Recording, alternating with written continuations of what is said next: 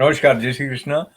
पार्थाय प्रतिबोधितां भगवता नारायणेन स्वयं व्यासेन कृतितां पुराणं मुनिना मध्ये महाभारतम् अद्वैतामृतवर्षिणीं भगवतीम् अष्टादशाध्यायिनीम् अम्ब त्वामनुसन्दधामि भगवद्गीते भवद्वेषिणीम्।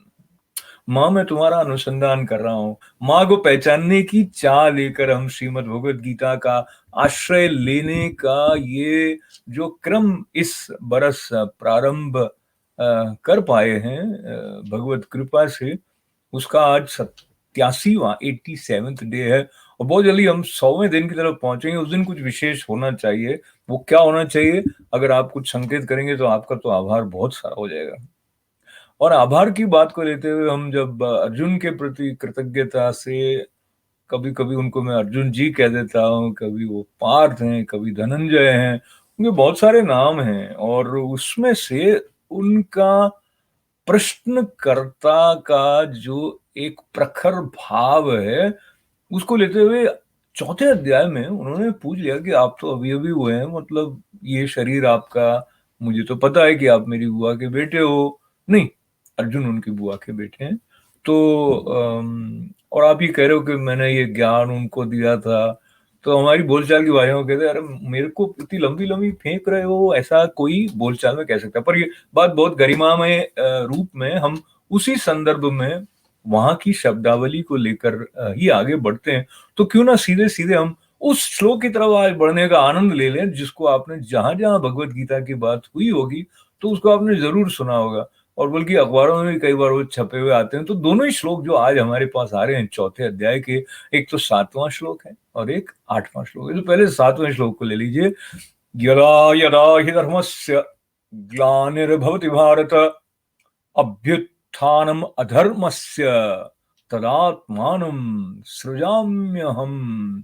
तो इसका मतलब भी पढ़ लेते हैं। हे भारत, जब जब धर्म की हानि और अधर्म की वृद्धि होती है, तब तब ही मैं अपने रूप को रचता हूं, अर्थात साकार रूप से लोगों के सम्मुख प्रकट होता हूं। और ये बता क्यों दिया उन्होंने? क्योंकि अर्जुन ने ये कहा था कि बहुनी में व्यतीतानि, तो उन्होंने उत्तर में कहा था, पर उन्होंने अर्जुन ने कहा था चौथे श्लोक में कि अपरम भवतो जन्म परम जन्म विवस्वतः कथमेतद् विजानीयाम तो आदौ प्रोक्तवानी थी। तो वो अर्जुन को सारा जो स्पष्टीकरण दे रहे हैं, कुछ बता रहे हैं, समझा रहे हैं कि भाई रहस्य क्या है। तो एक तो इस 7वें श्लोक में आया। अब इसमें बात ये आ गई कि वो अपने आप को साकार रूप में रचते हैं और सबके सामने प्रकट होते हैं, पर होते क्यों हैं? कारण क्या है अवतार का? Why God takes human form? मतलब वो निराकार भी वही है, साकार भी वही है। और ये जिसकी स्वतंत्रता है, वो अपनी स्वतंत्रता से क्या करेगा? हमारे पूछने से तो नहीं करेगा कि भगवान ने ऐसा क्यों किया, भगवान ने वैसा क्यों किया। कई बार हम ऐसे प्रश्न अपने जीवन में हुई घटनाओं को लेकर भी भगवान के सामने लगा देते हैं कि अरे आपने ऐसे कैसे कर दिया, जैसे कि वो नहीं भगवान हो, हम भगवान हो, ऐसा मान लेते हैं। ठीक है ना? तो अब उन्होंने बताया कि वो अवतार लेते क्यों हैं। 8वां श्लोक देखिए। परित्राणाय साधूनाम विनाशाय च दुष्कृताम धर्म संस्थापनार्थाय संभवामी युगे युगे। वाह वाह वाह! एक बार और इसको बोल के आनंदित हो जाते हैं।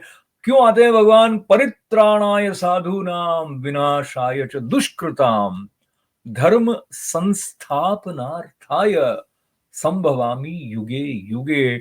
इसका अर्थ बताया, साधु पुरुषों का उद्धार करने के लिए। क्यों आते हैं? साधु पुरुषों का उद्धार करने के लिए और पाप कर्म करने वालों का विनाश करने के लिए और धर्म की अच्छी तरह से स्थापना करने के लिए युग युग में मैं प्रकट हुआ करता हूं। मैं कौन है? श्री कृष्ण है। तो अब थोड़ी कुछ इन शब्दों के साथ में थोड़ा अनुसंधान की यात्रा करें अगर, तो परित्राण किसका कर रहे हैं? देखिए, त्राण जो शब्द होता है ना, वो रक्षा करने के संदर्भ में प्रयुक्त होता है। वो जैसे पद त्राण है ना, तो आप जूते पहन के चलो, उसको पद त्राण, क्योंकि पांवों की रक्षा करते हैं। नीचे से पांवों की रक्षा हो रही है, कांटे नहीं चुभ जाएं, कंकर नहीं चुभ जाएं, गंदे नहीं हो जाएं पांव, तो पद त्राण कहते हैं पांव को, है ना? और परित्राण है मतलब पूरी तरह से उनका सुरक्षा कवच कह दीजिए। किनका? साधुओं का। त्राण शब्द के साथ में मुझे एक ये मंत्र की जो परिभाषा आती है, मन को त्राण देने वाला, मन की रक्षा करने वाला क्या है? तो कहते हैं मंत्र, मननात् त्रायते इति मंत्रः। जो मन की रक्षा करता है वो मंत्र है। तो आप मंत्र बोलते रहेंगे तो मन इधर-उधर भागेगा नहीं, बोल कर देखिए। अगर आप गायत्री मंत्र के साथ अपना मन लगा देते हैं, तो गायत्री मंत्र आपकी विवेक शक्ति जो है उसको जागृत रहे, इस दृष्टि से उनकी अनुकंपा होती है, सही गलत का पता लग जाता है। अन्य अन्य मंत्र भी हैं जिसमें कभी और चर्चा करते हैं, लेकिन अभी हम वहां बढ़ते हैं कि भाई साधु कौन है। तो साधु के बारे में एक तो आपने वो सुना होगा, कहते हैं साधु ऐसा चाहिए जैसा सूप स्वभाव, और सार सार को गही दहे थोथा दही उड़ाए। तो साधु जो है वो होगा जिसके अंदर विवेक है, उसको पता है कि भाई कल्याणकारी क्या है और अमंगल किसके द्वारा हो सकता है, तभी वो थोथा उड़ाएगा ना। और वो सार सार को गही दहे, वो सार को पकड़ना जानता है। तो सार है तो उत्साह है, सार है तो आनंद है, और सार है तो उल्लास है, सार है तो उमंग है, सार है तो प्यार है, सार है तो बहार है, और निस्सार है तो क्या है? मतलब सारहीनता हो गई तो उत्साह ही नहीं रहा, कुंठा आकर पकड़ने लग गई। कुंठा आ गई तो क्या हुआ? अपने जीवन में अपने भीतर का सर्वोत्तम प्रकट करने का भाव ही छूट गया। तो साधु वो नहीं है कि वो एक खास प्रकार के रंग के वस्त्र पहने हुए दिख रहे हो, वही साधु हो। साधु जो होना है वो मन की बात हो गई ना, जिसके मन में राम है, जिसके मन में श्याम है, जिसका मन निष्काम है, उसको उन बातों से क्या काम है जिसको लेकर घटता उसका दाम है। तो ये जो मूल्यवान जीवन है इसका दाम हम ऐसे ही नहीं घटा दें, असंतोष के चंगुल में फंस कर अपने आत्म वैभव को भूल ना जाए, और वो जो ब्रह्मानंद है हमारे भीतर उसका परिचय हमारे प्रति खुलता रहे। इसलिए श्रीमद् भगवद गीता की शरण हम लेकर जब ये भी याद करते हैं प्रार्थना, ओम असतो मा सद्गमय तमसो मा ज्योतिर्गमय मृत्योर्माम अमृतम गमय। तो असत से सत की तरफ जाने की प्रार्थना करने के साथ साथ हमको वो क्वालिफाइंग टिकट तो देना पड़ेगा ना, कि हम चाह रहे हैं कि सिर्फ बोल रहे हैं। तो अंधेरा क्या है इसके बारे में हमको पता ही नहीं होगा, और हम अंधेरे को रोशनी मानकर बैठ जाएंगे तो फिर हमारा काम कैसे चलेगा? तो ये जो ब्रह्म की जिज्ञासा है, वो ब्रह्म सूत्र में भी प्रथम सूत्र क्या है? अथा तो ब्रह्म जिज्ञासा। तो अब बात पुनः अवतार के और हमारे संबंध की करते हैं। तो वो जो युग था जब श्री कृष्ण साकार रूप में थे, वो तो अभी नहीं है, लेकिन श्री कृष्ण हैं, क्योंकि ये अनवरत अखंड अद्यावधि आदि अंत रहित जो ज्योतिर्मय चेतना है, उसके साथ जो हमारा संबंध है, तो क्या है कि हमारे अंदर अगर साधुत्व कह दो, साधुपना कह दो, साधु भाव जागृत होगा और हम आह्वान करेंगे तो कृष्ण हमारे भीतर प्रकट हो जाएंगे, होते ही हैं। आपने देखे होंगे ऐसे बहुत लोग जिनके भीतर आपको लगता है कि दिव्य भाव जो है वो इतना स्पंदित है कि हम जाते हैं तो उनके पास हमारे मन को शांति मिल जाती है। तो उनके भीतर वो हुआ है जिसको हम कहते हैं कि अवतार पुरुष का प्रकटन।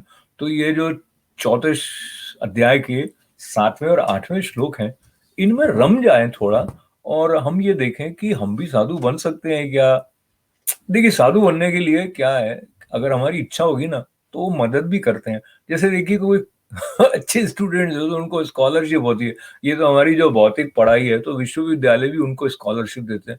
तो भगवान ऐसी स्थितियां आपके सामने उत्पन्न कर देते हैं कि आपके भीतर का जो साधुत्व है वो इतना प्रखर हो जाए कि उससे आप शाश्वत को अपने भीतर आवाहित करें और उसकी अनुभूति कर लें।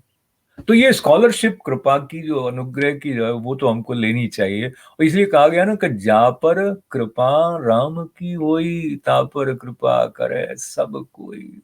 तो फिर स्थितियां भी वैसी होने लग जाएंगी। आप जहां भी देखेंगे तो आपको वही दिखाई देगा, मन में राम तन में राम रोम रोम में राम रे। राम सुमिर ले ध्यान लगा ले, छोड़ जगत के काम रे। तो छोड़ जगत के काम का मतलब है कि निष्काम भाव से काम तो करने हैं, और जो नियत कर्म है उनको कभी छोड़ना नहीं है। पर श्रीमद् भगवद गीता के आश्रय में हम यदि सतोगुण को बढ़ाएंगे तो कुछ ऐसी अनुभूतियां कर पाएंगे जो तमोगुण और रजोगुण का अगर अधिक प्रभाव रहेगा तो वो अनुभूतियां हो नहीं पाएंगी। तो ये जो क्वालिफिकेशन की बात कृष्ण भगवान ने अर्जुन जी से ऐसा भी कहा कि भाई जिसको मुझ में श्रद्धा नहीं है उनको ये गूढ़ बात जो मैं बता रहा हूं वो मत बताना। उसका मतलब यही है कि बता भी देंगे तो समझ में नहीं आएगा क्योंकि कॉम्बिनेशन गुणों का कौन सा अधिक तीव्रता से सक्रिय है वो प्रभाव डालेगा। तो मैं चलते चलते ऐसे आनंद लेना चाहता हूँ आपके साथ। 7वें 8वें श्लोक को फटाफट बोल लेते हैं, 4थे अध्याय का। यदा यदा हि धर्मस्य ग्लानिर्भवति भारत अभ्युत्थानमधर्मस्य तदात्मानं सृजाम्यहम् परित्राणाय साधूनां विनाशाय च दुष्कृतां धर्म संस्थापनार्थाय संभवामि युगे युगे। और अब चलते चलते पूर्णता की बात। ओम पूर्णमदः पूर्णमिदं पूर्णात् पूर्णमुदच्यते पूर्णस्य पूर्णमादाय पूर्णमेवावशिष्यते। ओम शांति शांति शांति। जय श्री कृष्ण।